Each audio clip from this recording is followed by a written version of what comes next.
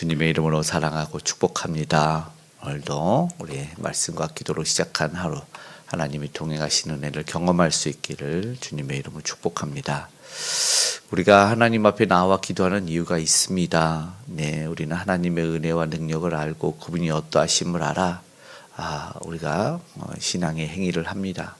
조금이나마. 그러나 사람은 그때그때 상황이 조금 이렇게 영향도 받고 환경의 어떤 지배라고 할까요? 이렇게 심하면 받기도 하죠. 우리가 신앙을 하면 늘 한결같이 내가 올라가면 좋겠지만 그러지 못할 때가 있어요. 또 요즘 봄철이 되어서 꽃도 피면 또 마음이 또 이렇게 기쁨도 있고 또 추위가 오거나 더위가 오면은 또 마음이 또 힘듦도 또 이렇게 어려움도 있는 것처럼 우리 신앙에도 좀 그런 모습이 있을 때가 있습니다. 하나님과 가까워짐을 느낄 때, 또 은근히 하나님과 좀 멀어짐을 느낄 때, 또 하나님 왜 나에게 잠잠하시나 볼 때가 또 느껴질 때가 있다면 오늘 우리가 먼저 스스로를 말씀하면서 점검하는 시간이 있었으면 좋겠습니다. 내가 과연 하나님과 멀어진 부분은 무엇인가? 내가 조금 소홀해진 부분이 무엇인가? 우리는 살펴야 될 것입니다. 나의 기도냐, 말씀 생활이냐, 무엇이냐, 봉사냐, 구제현, 선교냐, 내가 멀어진 부분을 한번 점검하는 시간이 되었으면 좋겠어요. 물론 말씀은 모압에 대한 심판입니다. 모압은 우리가 이제 어떤 것인지 잘 보았죠. 이웃한 나라였고 모압으로도 이렇게 모압 여인 롯도 있고, 그러니까 한편에 도피처도 또 이웃도 되는 나라였지만, 그런데 모압이라는 나라 자체가 한쪽에서는 잘 살았던 것 같다는 생각이 들어요. 나름 여러 침략도 받지 않고 자기들이 가진 어떤 국방력을 강하게 해서 그랬는지 한쪽 구석에서 어느 누구도 괴롭힘 받지 않고 잘 살았던 것 같아요. 그러니까는 이거를 오늘 읽은 11절에 비유해서 보면 12절에까지 보면은 무슨 말이냐면 한편에 잘 두니까 그냥 은근히 잘 숙성이 되는 아주 귀한 마치 술 같은 그런 느낌이 된 거예요. 근데 하나님이 너희가 그렇게 잘 익고 맛있어진 그런 포도주라면 그 병을 기울여 그리고 그 병을 깨트리겠다는 말씀을 하시는 것이죠. 냄새도 안 나고 실이 찢겨있게 네가 평안해서 포로도 돼본 적이 없대요. 그죠? 11절에. 그런데 그러므로 12절에 술을 옮겨 담는 사람을 보내신대요.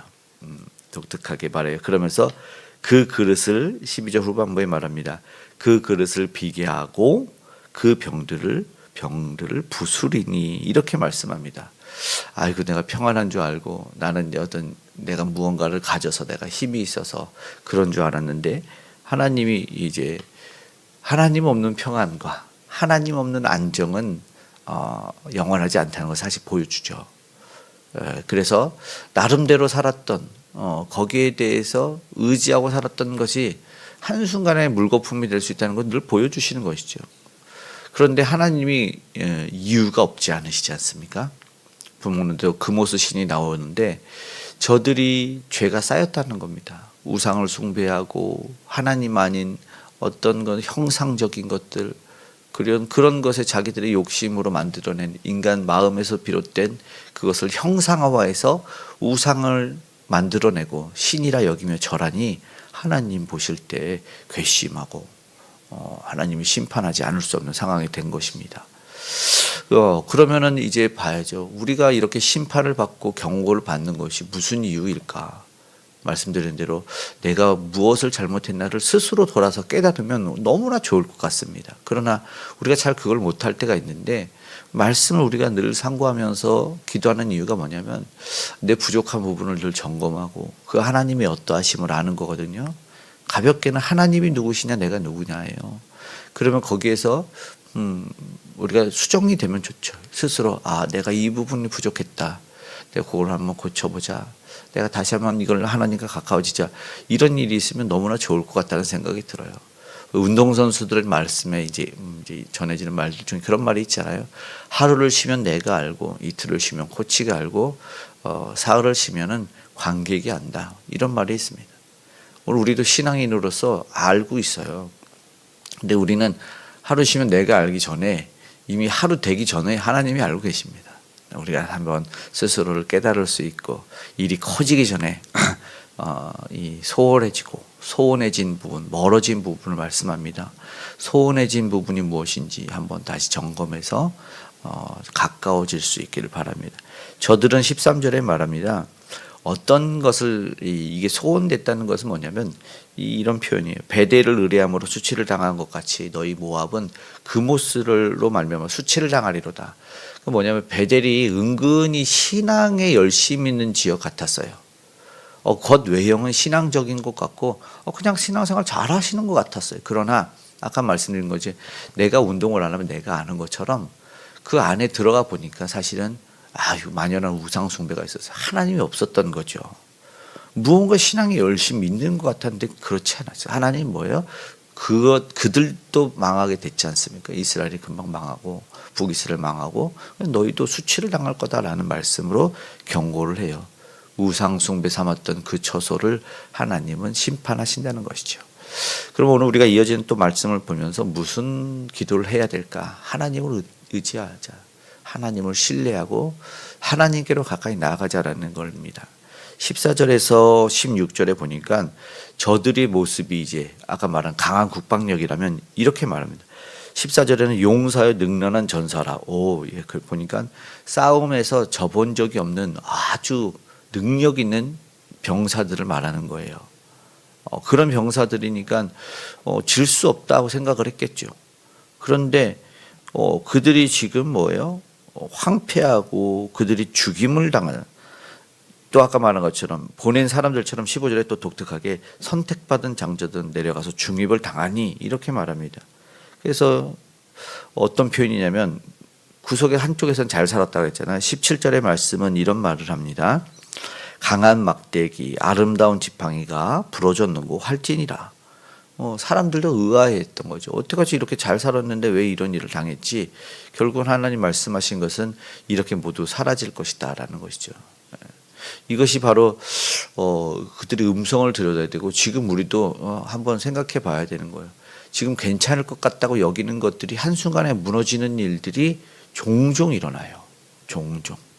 예를 들어서 건물이 한순간에, 다리가 한순간에, 이렇게 무역센터가 한순간에 사라지는 일들이 일어나면 절대 안 무너지고 침몰되지 않을 것 같아요. 우리 잘 아는 타이타닉호는 불침선이었어요.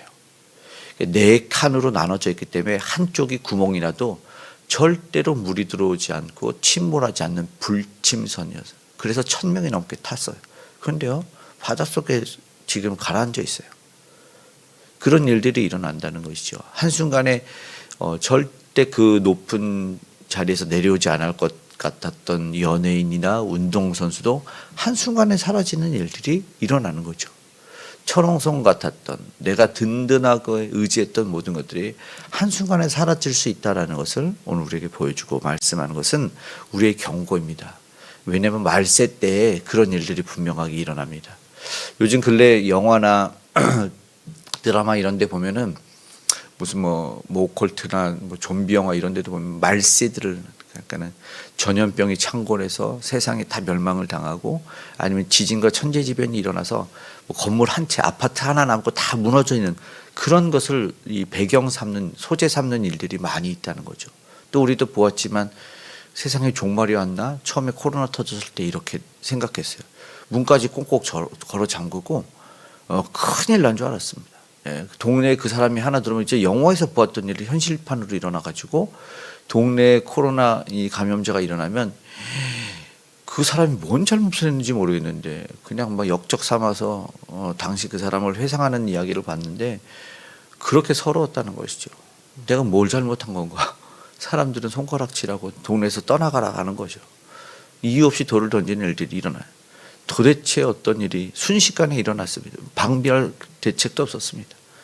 K방역 좋은 이야기 들었지만 보이지 않는 대상으로 엄청 열심히 싸웠죠. 그런 일들이 말세인데 그런 일들이 있을 수 있어요. 내가 믿었던 나라도 사회도 집도 어떤 누구도 지킬 수 없다. 이런 일들 우리는 경각심을 가졌으면 좋겠다. 18절에서 20절에 보면은 특별히 18절에 어떠한 말씀을 또 하냐면 아까 말씀처럼 그 병을 부시는 차처럼 18절에 모압을 파멸하는 자가 올라와서 뭐를 친대요? 너를 쳐서 내 요새를 깨뜨렸으면. 예, 우리 요새는 절대 안 무너질 것 같아. 그랬는데 그거를 무너뜨린다, 깨뜨린다는 표시는 부셔버려. 아까 병을 깨는 것처럼 그런 표현을 하고 있다는 것이죠. 결국 뭐예요? 패하여 수치를 받겠다 기록합니다. 그래서 성읍을 하나하나 말하면서 그 성읍들 24절에 보니까요 이렇게 말합니다. 모든 땅 원근 모든 성읍에게다. 이런 표현이 왜 있겠을까요? 그러니까 나는 가까우니까 괜찮겠지, 나는 머니까 괜찮겠지가 원근입니다. 멀 원자 가까울 근자. 그래서 멀으면 괜찮겠지, 가까우면 괜찮겠지. 바로 이런 표현을 통해서 너희는 반드시 다 안전하다고 여겼던, 괜찮다고 했던 것들 하나님이 다 흔들어 버리시고 심판하신다라는 것입니다. 아무도 알 수 없다. 결론. 하나님을 의지하지 않는 것들은 빨리 깨달았기를 원한다는 거예요. 25절 마지막에는 모압의 뿔이 잘렸고 그 팔이 부러졌도다. 뭐예요? 힘과 권능의 상징이 사라진 겁니다. 예전에 의지했던 것이 처참하게 부러지고 부서지는 것을 말씀하고 있는 것이죠. 이 안타깝고 비참한 상황을 겪게 될 것이라는 경고의 말씀을, 모압의 경고를 통해서 우리는 우리를 돌아봤으면 좋겠습니다. 저들도 괜찮다고 여겼겠지, 저들도 잘 있다고 생각했겠지, 의지하는 것을 통해서 자기들은 보호받고 있겠다고 생각했겠지 라는 것인데 그러지 않았다는 것이죠. 무슨 것을 의지합니까? 우리가 지난 고난주간을 살피면서 예수님은 우리에게 아주 중요한 경고를 하시지 않습니까? 십자가에서 달린 7번의 말씀을 통해서 어느 순간 누구를 가장 의지하느냐. 그 처음이 아버지였고 마지막도 아버지였어요. 우리는 하나님을 아버지로 삼아서 그분만을 의지해야 되는 것이죠. 마지막에 영혼을 맡길 때도 하나님만을 의지하는 예수 그리스도를 바라보면서 오늘 우리도 하나님만을 의지해야 된다는 것을, 예수 그리스도만을 끝까지 붙잡고 가야 된다는 것을 우리가 배웠습니다. 특별히 부활하신 예수님을 보면서 그 하나님이 그분을 어떻게 영화롭게 하셨는지까지도 보았습니다. 오늘 우리가 세상에서는 조금 더 이렇게 혼란스러운 일들이 있을지라도 우리는 소원했던 신앙을 점검하며 하나님과 멀어졌던 부분, 하나님과 이렇게 조금 이렇게 거리가 있던 부분을 좁게 하면서 우리 신앙을 다시 한번 점검에 세울 수 있기를, 한 분만 의지하면서 나아갔을 때 그분이 주시는 많은 은혜와 복 저와 우리 공동체 우리 성도님들 모두 받을 수 있기를 기도할 수 있기를 간절히 소망합니다. 아멘. 사랑의 아버지 하나님 고맙고 감사합니다. 오늘 우리에게 반드시 승리를 주시는 우리 주님을 붙잡고 나아가기 원합니다. 오늘 우리가 의지했던 것이 무엇입니까? 하나님 없는 것이라면 아버지 그 모든 것 당장 내려놓고 주님이 원하시는 뜻을 발견하고 알고 깨달아 오직 주님 옷자락만 붙잡고 나아가기 원하오니 도와주시옵소서. 아직도 내가 가진 힘으로, 아직도 내가 가진 재력과 학식과 아버지 하나님 그 인력과 권력과 물력으로 살 수 있다고 생각했던 이들이 아버지는 겸손히 깨닫고 돌아올 수 있도록 주여 도와주시옵소서. 그래서 그 아버지 하나님 교만했던 마음들을 내려놓게 하여 주시고 오직 하나님만 의지하는 아버지 하나님 믿음의 사람들과 구원받은 백성이 많아질 수 있도록 아버지 하나님 주께서 복음 전달자들에게 아버지 하나님 주 선교사님들에게 함께하여 주시옵소서.